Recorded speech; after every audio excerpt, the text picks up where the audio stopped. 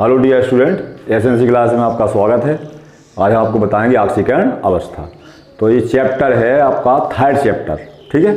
इस third chapter में एक 5 मार्क्स का क्वेश्चन आना है, 5 नंबर का क्वेश्चन आना है, ठीक। और इसके जितने भी क्वेश्चन हैं सभी ऑक्सीकरण अवस्था बेस्ड हैं। तो आपको सबसे पहले ऑक्सीकरण अवस्था आनी चाहिए। यदि आपको ऑक्सीकरण अवस्था आती है तो ये चैप्टर आपके लिए बहुत इजी हो जाएगा। तो हम आपको पढ़ा रहे हैं क्या? ऑक्सीकरण अवस्था, ऑक्सीडेशन स्टेट।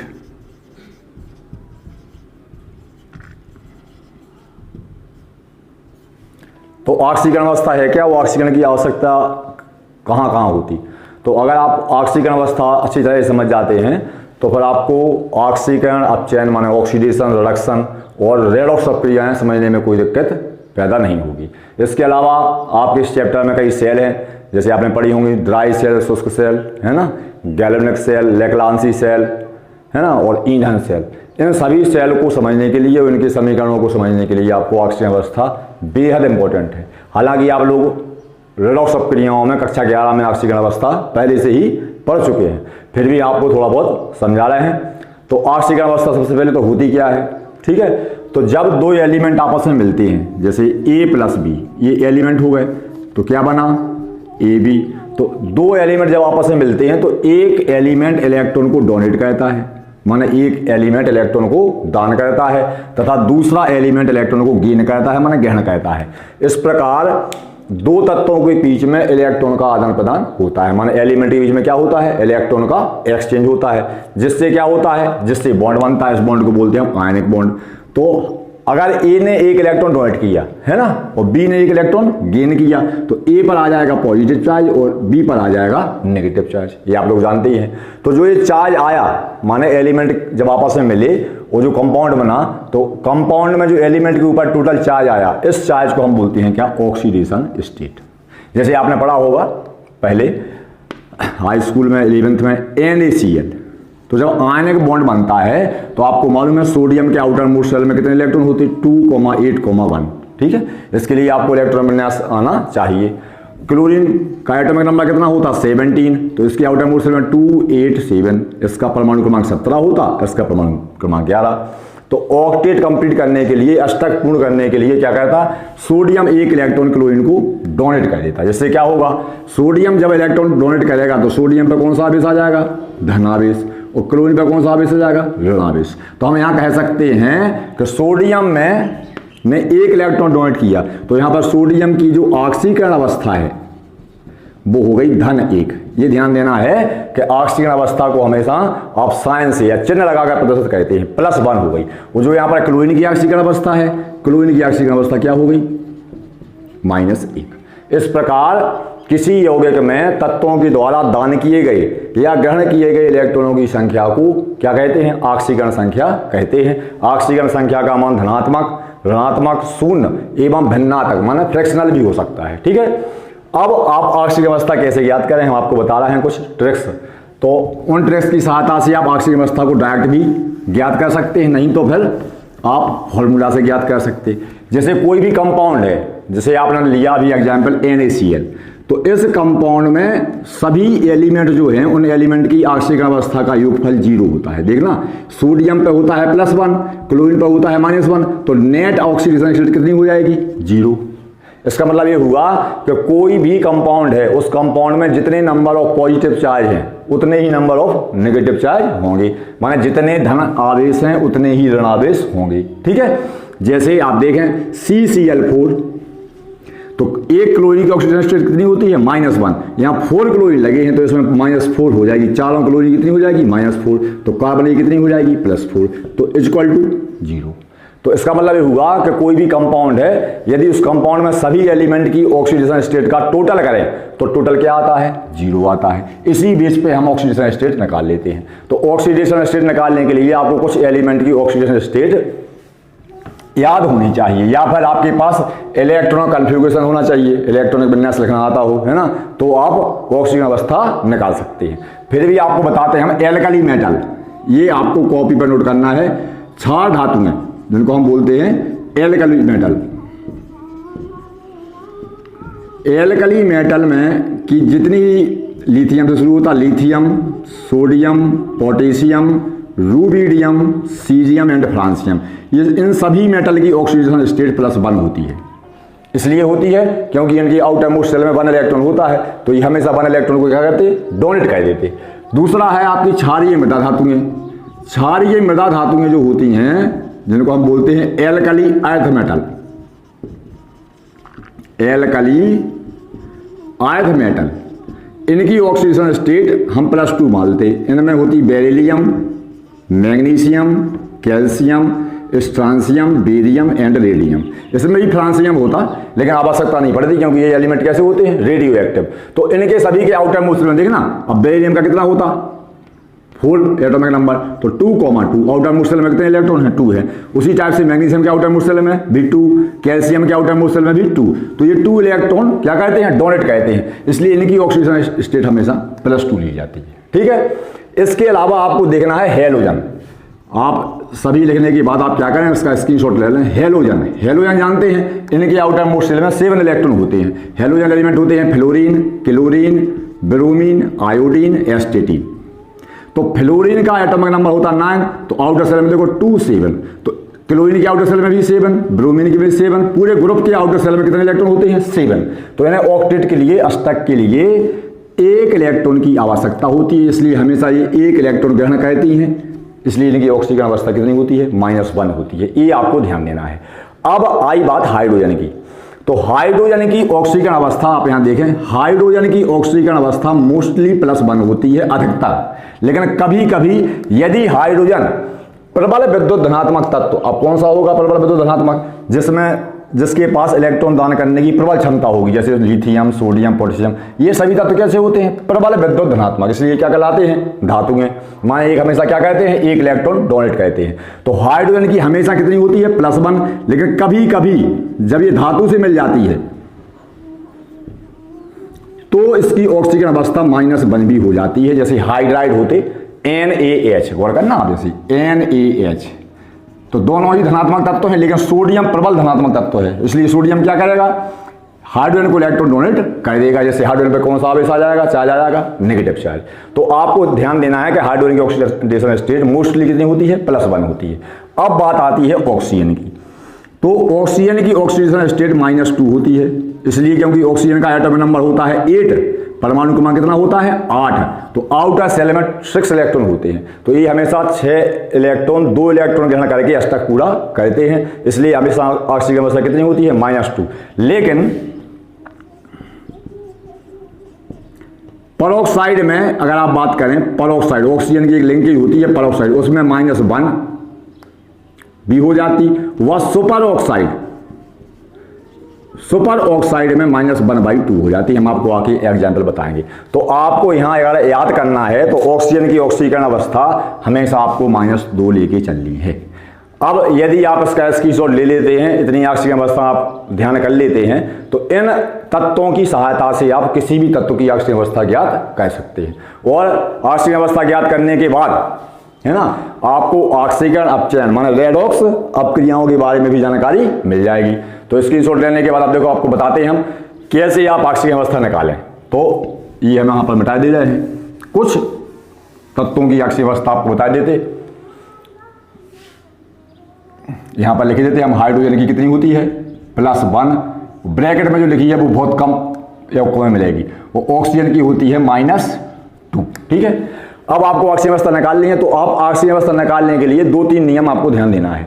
एक तो आपको यह ध्यान देना है कि कोई भी पदार्थ हो, चाहे कोई तत्व हो, चाहे कोई यौगिक हो, चाहे कोई अणु हो, यदि वो मूल अवस्था में है, कौन सी अवस्था में, मूल अवस्था है, माने प्रकृति में जिस अवस्था में पाया जाता है, तो उसकी ऑक्सीजन अवस्था 0 होती है। जैसे फास्फोरस टेट्रा एटॉमिक मॉलिक्यूल होता है P4, तो इसकी ऑक्सीजन अवस्था 0 होगी। P4 में P की भी 0 होगी। सल्फर S8 के फॉर्म में पाया जाता है, तो सल्फर की ऑक्सीजन अवस्था 0 होगी। ऑक्सीजन O2 के फॉर्म में पाया जाता है ना, क्लोरीन Cl2 के फॉर्म में पाया जाता है। तो यदि कोई तत्व प्रकृति में जिस अवस्था में पाया जाता है, तो उसकी ऑक्सीजन अवस्था कैसी मानते हैं हम, यहाँ 0 मानते हैं। ये आपको ध्यान देना है, ठीक है। और किन परिस्थितियों में ऑक्सीजन अवस्था 0 हो जाएगी, तो एक दूसरी परिस्थिति बनती है कि यदि दो तत्व आपस में मिल रहे हैं और उनके बीच में सहसंयोजक बंध का निर्माण होता है। बच्चों को यहाँ पर बहुत ज़्यादा कन्फ्यूजन होती है कि सहसंयोजक बंध कब बनता है। तो दो सेम एलिमेंट जब मिलेंगे तब लगभग सहसंयोजक बंध बनेगा। ठीक है, सेम होने चाहिए, माने दोनों तत्वों की विद्युत ऋणात्मकताएं सेम होनी चाहिए, समान होनी चाहिए। अब विद्युत ऋणात्मकता कैसे समान पहचाने? तो यदि दो तत्व हैं जिनके बाहरी कोश में इलेक्ट्रॉन की संख्या कैसी है, समान है, तो उनकी विद्युत ऋणात्मकता भी कैसी होगी, समान। जैसे देखो Cl2 प्रकृति में पाया जाता, F2 भी पाया जाता। तो अगर आप F2 की बात करें तो F के आउटर सेल में कितने इलेक्ट्रॉन हैं, 2,7। दूसरे F के आउटर सेल में भी कितने हैं, 2,7।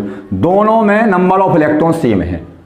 तो इन दोनों परमाणुओं के बीच में सहसंयोजी बंध बनेगा जिसमें इलेक्ट्रॉन की क्या होगी, साझेदारी। तो दोनों इलेक्ट्रॉन बीच में ही रहेंगे, बंध के दोनों इलेक्ट्रॉन कहाँ रहेंगे, बीच में। अर्थात कोई भी फ्लोरीन परमाणु इलेक्ट्रॉन ना तो लेगा ना ही देगा। तो ऐसे अणुओं को हम बोलते हैं समपरमाणुक अणु। क्या बोलते हैं हम, समपरमाणुक अणु, जिनके सभी परमाणु कैसे हो, समान हो, माने होमो एटॉमिक मॉलिक्यूल। होमो में समान, एटॉमिक मॉलिक्यूल। तो होमो एटॉमिक मॉलिक्यूल में अगर पूछा जाए किसी परमाणु की ऑक्सीकरण अवस्था, तो प्रत्येक परमाणु की ऑक्सीकरण अवस्था शून्य होगी, ना तो कोई इलेक्ट्रॉन लेगा ना ही कोई इलेक्ट्रॉन देगा, क्योंकि अणु में दोनों परमाणु कैसे होंगे, समान। या तीन परमाणु हो सकते हैं, जैसे O2 में O की कितनी हो जाएगी, 0। ठीक है, उसी टाइप से Cl2 में Cl की 0, O3 में O की 0, क्योंकि ये सब कैसे हैं, समपरमाणुक अणु है। अर्थात देखो O2 में दो परमाणु है, O प्लस O, Cl में दो परमाणु है, Cl प्लस Cl समान है। O3 में तीन परमाणु है, O plus O plus O। तो यदि कोई ऐसा अणु आपको मिल जाए जिसमें सभी परमाणु कैसे हों, समान प्रकार के हों, है ना, तो उन परमाणुओं की ऑक्सीजन अवस्था शून्य होती है। दूसरी बात हमने आपको पिछले वीडियो में बताया था, कार्बोनिल यौगिक। यदि किसी यौगिक में CO लगा तो इसको हम बोलते हैं क्या, कार्बोनिल। तो कार्बोनिल यौगिक जो होते कंपाउंड होते, ये तो ना तो इलेक्ट्रॉन लेते हैं, है ना ही इलेक्ट्रॉन देते हैं। तो यदि किसी धातु में CO लगा हो, ध्यान देना बेटा इसे अच्छी तरह से, हमने पिछली वीडियो में बताया था, ये कोबाल्ट नहीं है, ये है कार्बन मोनोऑक्साइड। और जब ये समूह के रूप में जुड़ जाता है तो इसे बोलते हैं हम कार्बोनिल यौगिक। ठीक है, तो अगर CO कैसे जुड़ा हो, धातु से जुड़ा हो, तो धातु की ऑक्सीजन अवस्था शून्य होती है, क्योंकि ना तो धातु इससे इलेक्ट्रॉन लेती है ना ही इलेक्ट्रॉन देती है। तो इस प्रकार के हम यौगिकों को बोलते हैं धातु कार्बोनिल। ये बात ध्यान दीजिए रहना, क्या बोलते, धातु कार्बोनिल। जैसे FeCO5, तो इसमें मैं पूछे Fe की आपसे, तो Fe की ऑक्सीडेशन स्टेट इक्वल टू 0, क्योंकि यहां पर Fe से CO जुड़ा है। कितने जुड़े हैं उससे कोई दिक्कत नहीं, ये ग्रुप इलेक्ट्रॉन एक्सचेंज नहीं करता। जैसे Ni, CO का होल 4 में Ni की ऑक्सीडेशन स्टेट कितनी होगी, 0। ठीक है, अब यदि कोई आयन है तो उस आयन पे यदि चार्ज लगा है तो फिर ऑक्सीजन अवस्था निकालने में कोई दिक्कत नहीं है।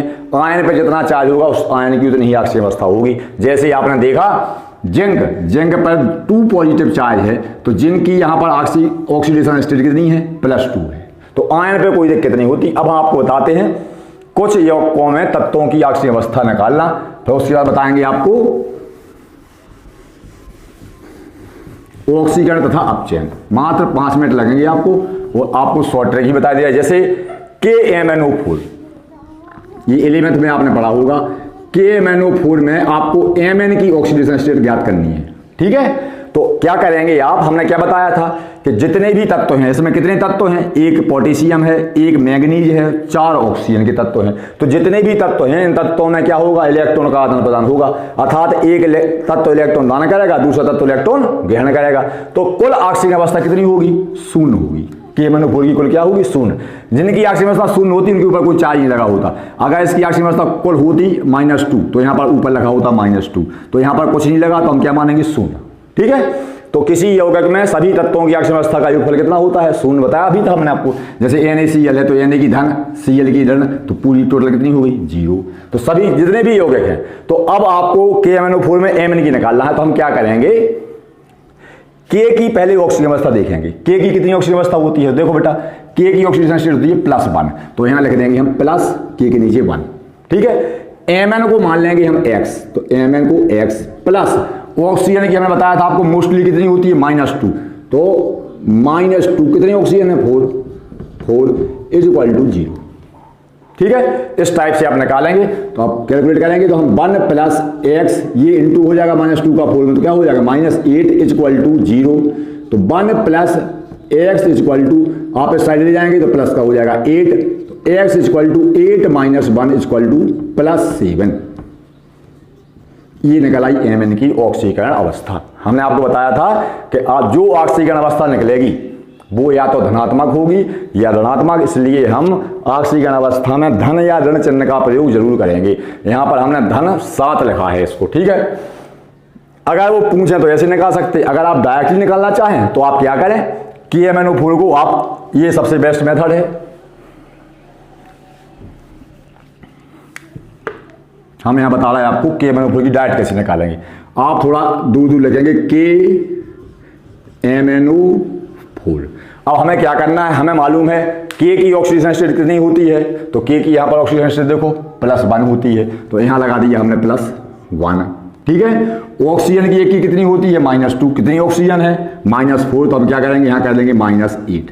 अब आप क्या करेंगे, जितने नंबर ऑफ नेगेटिव चार्ज हैं या आयन हैं उतने ही हम पॉजिटिव चार्ज करेंगे, माना हिंदी में जितने ऋणावेश हैं उतने ही धनावेश हम आप कर लेंगे। तो कितने कम पड़ रहे हैं, +1 है, अगर यहाँ +7 कर दें आप तो देखो प्लस कितने हो गए, +8 ये हो गए और -8 ये हो गए, तो टोटल क्या हो जाएगी 0। तो इस प्रकार से आप Mn की निकाल सकते हैं, कितनी होती है Mn की +7 होती है, ठीक है।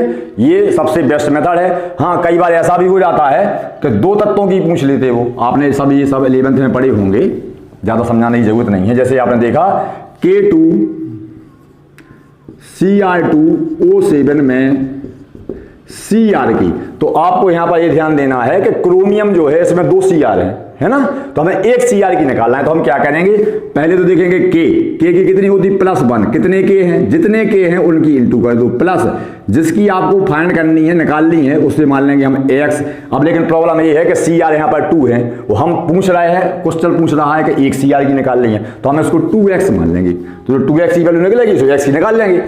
प्लस ऑक्सीजन की कितनी है, एक ऑक्सीजन की होती -2, कितने ऑक्सीजन है 7 इज इक्वल टू 0, ठीक है। तो ये हो जाएगा आपका कैलकुलेट हो गया 2 + 2x, ये इंटू हो जाएगा, सो माइनस का आ जाएगा 14 इज इक्वल टू 0।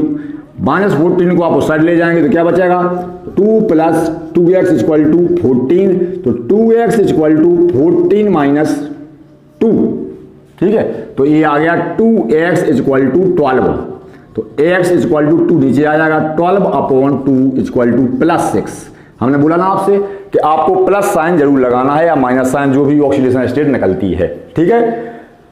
अब यहां पर आपका होगा शायद इसमें शॉर्ट तरीके से कैसे निकाल सकते हैं, तो आप इसको शॉर्ट तरीके से भी निकाल सकते हैं, बिल्कुल निकाल सकते हैं। देखो आपको देखो यहां पर 2 K हैं, तो 1 K की का चार्ज होता है +1, तो 2 K पर हो जाएगा 2 पॉजिटिव, ठीक है। ऑक्सीजन 7 है, तो एक ऑक्सीजन कितनी होती -2, तो 7 दूनी 14, तो यहां पर हो जाएंगे -14, ठीक है। अब -14 माने -14 को उदासीन करने के लिए कितने प्लस चाहिए, +14 चाहिए, +14 चाहिए, +2 तो इसके पास है, तो कितनी निकल आएगी, +12 निकल आएगी। अब देखो प्लस भी बराबर कह दिए हमने, माइनस भी बराबर कह दिए, तो 2 Cr की निकली कितनी +12 +12, तो 1 Cr की आप हाफ कह देंगे तो निकल आएगी +6। यही आंसर आपका निकला है। तो आप इतना लंबा करने की कोई जरूरत नहीं है, कहीं अगर आपको ऑक्सीजन अवस्था निकालनी है तो डायरेक्ट आप कैलकुलेट कर सकते हैं। अब कई जगह प्रॉब्लम पड़ती है कि सर आयन की कैसे निकालें, तो देखो आयन की जैसे पूछ लिया उन्होंने MnO4 सिंगल नेगेटिव, तो जो कुल ऑक्सीजन अवस्था है अब यहाँ पर इसे हम +-1 मानेंगे। अब आपको M की निकालनी है तो इसको मान लेंगे हम x प्लस एक ऑक्सीजन की होती है -2 इंटू कितनी ऑक्सीजन है 4 इज इक्वल टू, अब यहाँ पर -1 आ जाएगा, ये ध्यान देनी है आपको। अगर यहाँ प्लस लगा होता तो यहाँ +1 मान लेते। टोटल ऑक्सीजन अवस्था है ये नेट ऑक्सीजन अवस्था, तो क्या हो जाएगा बेटा, ये इंटू कर देंगे तो हो जाएगा x - 8 is equal to -1, x is equal to -1 + 8, तो वो बचेगा क्या x इज इक्वल टू +7, ऐसे निकाल लेंगे। अब इसकी शॉर्ट ट्रिक क्या है, तो शॉर्ट ट्रिक देखो आप, यहाँ पर इसके ऊपर एक माइनस चार्ज लगा है, गौर करना। तो ऑक्सीजन की कितनी होती है, एक ऑक्सीजन की होती है -2, तो 4 ऑक्सीजन की होगी -8।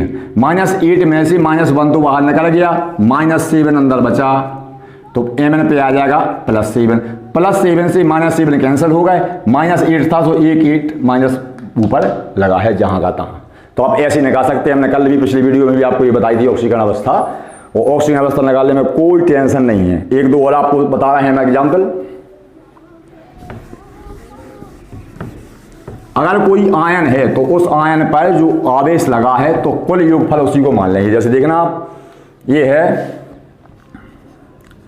H3PO4, तो 4 दूनी 8, तो ये हो गया -8, ये हो गया +3। अब इक्वल करो, जितने ऋणावेश हैं उतने धनावेश करो, तो कितने चाहिए, +5 निकल आएगी ऐसे, ठीक है। नहीं तो आप x मान के कर सकते। अब अगर ये देखना, इसमें से अगर आपने H3PO4 में से अगर आपने 3 H हटा दी तो 3 पॉजिटिव हट जाएंगे, तो PO4 पे कितने नेगेटिव आ जाएंगे, 3 नेगेटिव आ जाएंगे। अब अगर आपसे कोई पूछे कि PO4 3 नेगेटिव में P की निकालें, तो हम क्या करेंगे कि P को मान लेंगे x प्लस ऑक्सीजन को मान लेंगे -2, कितने हैं 4, -2 4 इक्वल टू -3 कर देंगे। टोटल जो नेट चार्ज है उसको इक्वल में कर देंगे। अगर चार्ज नहीं लगा है तो 0 मानेंगे, तो क्या हो जाएगा x -8 इक्वल टू -3, तो x इक्वल टू ये हो जाएगा 8 -3, तो x इक्वल टू +5 निकलेगी वही।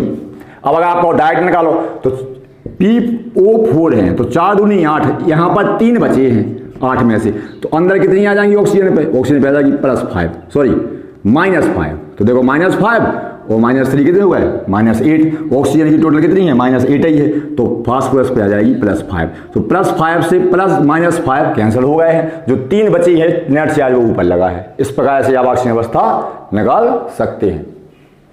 अब है इसके बाद ऑक्सीकरण अवस्था के बाद ऑक्सीकरण तथा अपचयन।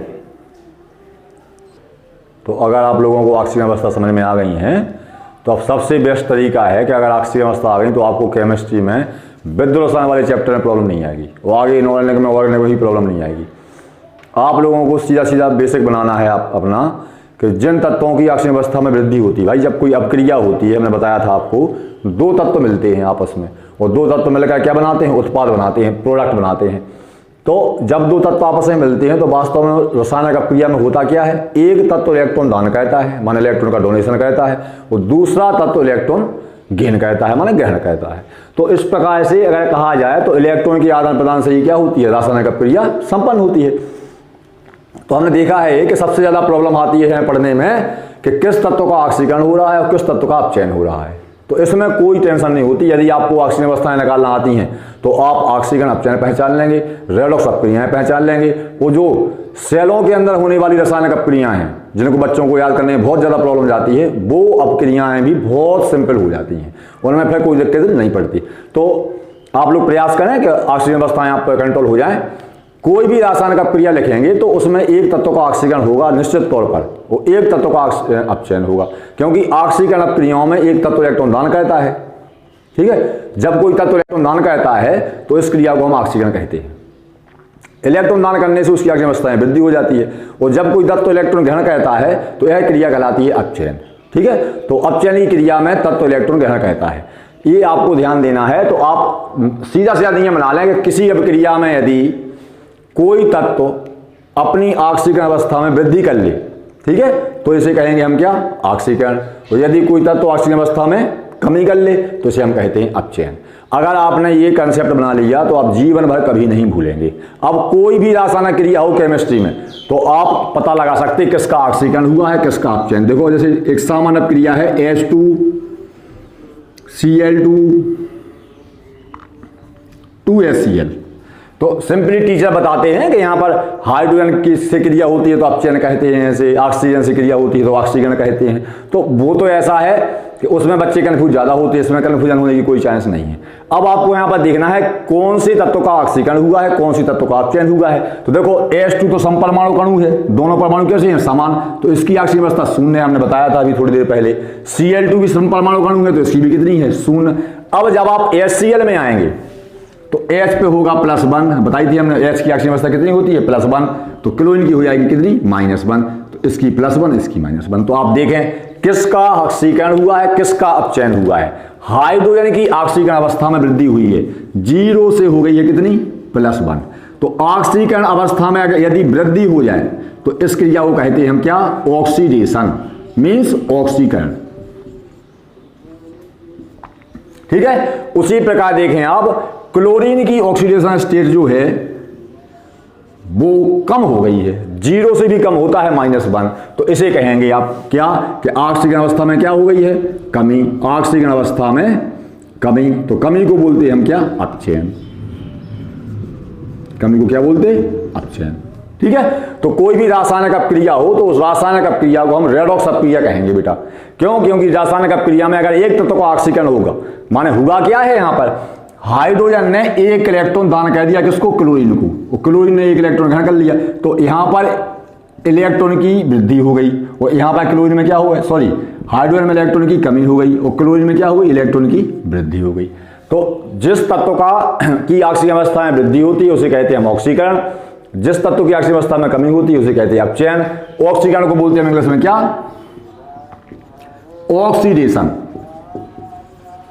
और अपचयन को बोलते हैं हम क्या, रिडक्शन। तो इस प्रकार से इस अपक्रिया में यदि देखा जाए तो इस पूरी रासायनिक अपक्रिया में ऑक्सीकरण तथा अपचयन दोनों साथ साथ हो रहे हैं। इसलिए इस अपक्रिया को देखो, आप गौर से देखना, इस अपक्रिया को कहेंगे हम, इसका लेंगे हम RED, रिडक्शन का क्या लिया हमने, RED, इसका ले लिया हमने क्या, OX। तो ऐसी अपक्रियाएं कहलाएंगी क्या, रेडॉक्स अपक्रियाएं। अर्थात वे अपक्रियाएं जिन अपक्रियाओं में ऑक्सीकरण तथा अपचयन दोनों साथ साथ हो जाते हैं उन्हें कहते हैं हम क्या, रेडॉक्स अपक्रियाएं। RED माने है रिडक्शन का, पहले का आगे का ले लिया, और ऑक्सीडेशन माने OX, रेडॉक्स अपक्रियाएं कहलाती हैं। और रेडॉक्स अपक्रियाएं केमिस्ट्री में जितनी भी अपक्रियाएं होती हैं, अकेला ऑक्सीकरण नहीं होता, और अगर अकेला ऑक्सीकरण होता है तो उस अपक्रिया को हम क्या कहते हैं, अर्ध अपक्रिया कहते हैं। ठीक है। अगर कंप्लीट रिएक्शन लिखी जाती है तो एक तत्व का ऑक्सीकरण होगा और दूसरे का क्या होगा, अपचयन। अब देखते हैं हम सेल में कैसी अपक्रियाएं होती हैं। देखो आप, विद्युत रासायनिक सेल, जिनको हम वोल्टीज सेल, गैमलेक सेल के नाम से जानते हैं, है ना, डेनियल सेल के नाम से जानते हैं। दो प्रकार की सेलें होती हैं, एक विद्युत अपघटनी सेल होती है, एक विद्युत रासायनिक सेल होती है। तो उन सेलों में भी बेटा ऑक्सीकरण अपचयन की क्रिया के फलस्वरूप भी करंट बनता है, विद्युत धारा बनती है। आपने पढ़ा होगा फिजिक्स में, फ्लो ऑफ चार्ज को बोलते हैं हम करंट, माने, या फिर आप कह सकते हैं फ्लो ऑफ इलेक्ट्रॉन, माने इलेक्ट्रॉन के बहने को। अब इलेक्ट्रॉन पर कौन सा चार्ज होता है, नेगेटिव चार्ज। तो आप ये कह दो आवेश प्रवाह की धारा कहलाती है। यदि कोई आवेश गतिमान है तो अपने आप धारा उत्पन्न हो जाती है। तो सेलों में अपक्रियाएं होती हैं, जैसे आपने कहा, आपने देखा होगा बुक्स में, जिंक से ने 2 इलेक्ट्रॉन दान किए, तो जब जिंक में से 2 इलेक्ट्रॉन निकल जाएंगे तो जिंक पर 2 धनावेश आ जाएंगे, प्लस 2 इलेक्ट्रॉन बाहर निकल जाएंगे। ठीक है। तो अब इस अपक्रिया को पहचानना है कि यह अपक्रिया कौन सी है, ऑक्सीकरण या अपचयन। तो देखो, अभी जिंक किसी भी तत्व के साथ जुड़ा हुआ नहीं है, जिंक अकेला है। तो अकेला है तो इसने ना तो इलेक्ट्रॉन लिए हैं ना दिए हैं, तो इसकी ऑक्सीकरण अवस्था कितनी है, 0। अब यहां पर कितनी हो गई, +2 हो गई। तो इसे हम कहेंगे क्या, 0 से +2 हो गई, तो जिंक का क्या हुआ है, ऑक्सीकरण, माने ऑक्सीडेशन। ठीक है। और जिस सेल पर, जिस इलेक्ट्रोड पर ऑक्सीकरण की क्रिया होती है, आप ये ध्यान देना, उसे कहते हैं हम क्या, एनोड। क्या कहते हैं, एनोड। और इन एनोड पे कौन सा चार्ज होता है, नेगेटिव। अगर आप भूल जाएं तो ए पे देखो, ये नेगेटिव चार्ज है, एनोड। ठीक है। और दूसरी क्रिया देखें आप, कॉपर है, वो कॉपर आयन के रूप में है, 2 पॉजिटिव। तो यहां पर कॉपर की ऑक्सीकरण अवस्था कितनी है, 2 धन है। भाई किसी तत्व पर जितना आवेश चढ़ा होता है उसे हम क्या बोलते हैं, ऑक्सीकरण अवस्था।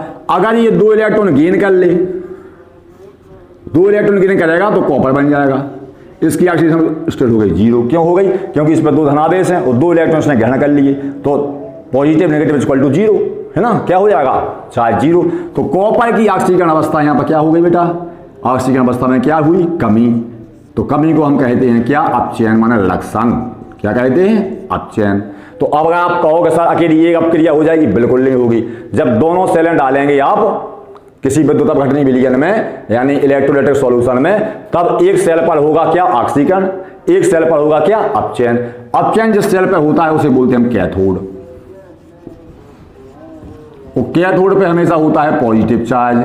अगर आप भूल रहे हैं तो टी को ऐसा लिखें, कैथोड, तो कैथोड पे कौन सा चार्ज होता है? पॉजिटिव। तो हमेशा विद्युत रासायनिक सेलों में एक सेल पर होता है ऑक्सीकरण, जिस पर ऑक्सीकरण होता है उसे कहते हैं हम एनोड, और जिस सेल पर होता है अपचयन उसे कहते हैं हम कैथोड। और अकेली कोई ये इस अपक्रिया को आप कहेंगे अर्ध सेल अपक्रिया, ये आधी अपक्रिया है, ये ध्यान देना।